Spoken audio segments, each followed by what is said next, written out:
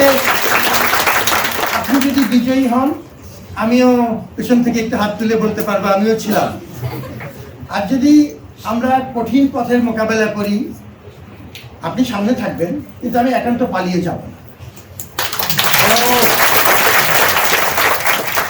তৃতীয় যে কথাটি বলতে চাই, যে আমাদের কিছু ভালো উদাহরণ তৈরি হয়েছে এই কঠিন পরিস্থিতির মধ্য দিয়ে। তার মধ্যে একটা হচ্ছে স্বেচ্ছাশ্রমের কিছু চমৎকার নমুনা আমরা তৈরি করেছি। এই কথাটা আমি বারবার বলছি এই কারণে যে এটি সবার জানা দরকার। স্বেচ্ছাশ্রমের সাথে বিতর্কের, মননশীলতা চর্চার সম্পর্ক আছে।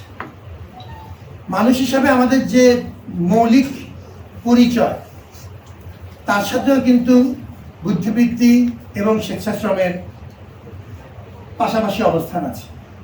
আপনারা আমাদেরকে মানুষ হতে, ভাবতে সাহায্য করছেন।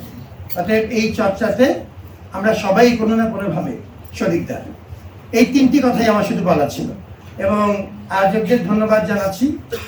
তারা বহুদিন ধরেই এই ধরনের উদ্যোগ নেওয়ার চেষ্টা করছেন। আজকে নানা সীমাবদ্ধতার মধ্যেও সেটি সম্ভব হয়েছে।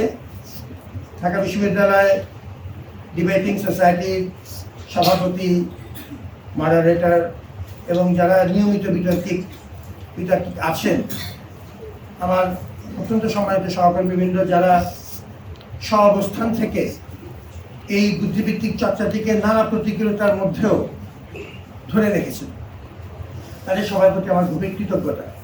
আপনারা যে কাজটি আমাদের করার কথা ছিল, কথা থাকে, সেটি আমাদের পক্ষ থেকে আপনারা করছেন। সেই অর্থে ঢাকা বিশ্ববিদ্যালয়ের ঝান্ডা আপনি সবসময় উত্তোলন করার চেষ্টা করছেন। এই উপস্থিতিকে আবার ধন্যবাদ জানাই। আমি খুব আশা করি যে আমরা আরেকটু ভালো কোনো ভেন্যুতে একসাথে হতে পারবো এবং আবার আমাদের মধ্যে এই যোগাযোগটি হবে।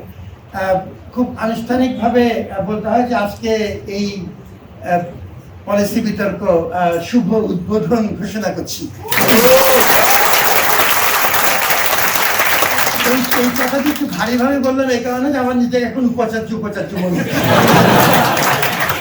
ঠিক আছে, আমি চেষ্টা করবো এর একটি, আমি যদি খুব আশা করবো, যদিও কাজটি কঠিন হবে, একটা সহজ বাংলায় যদি আজকের আলোচনার মূল নির্যাসটুক পাওয়া যায়, সেটি আমাদের জন্য খুব কাজে লাগবে। সবাই ভালো থাকবে।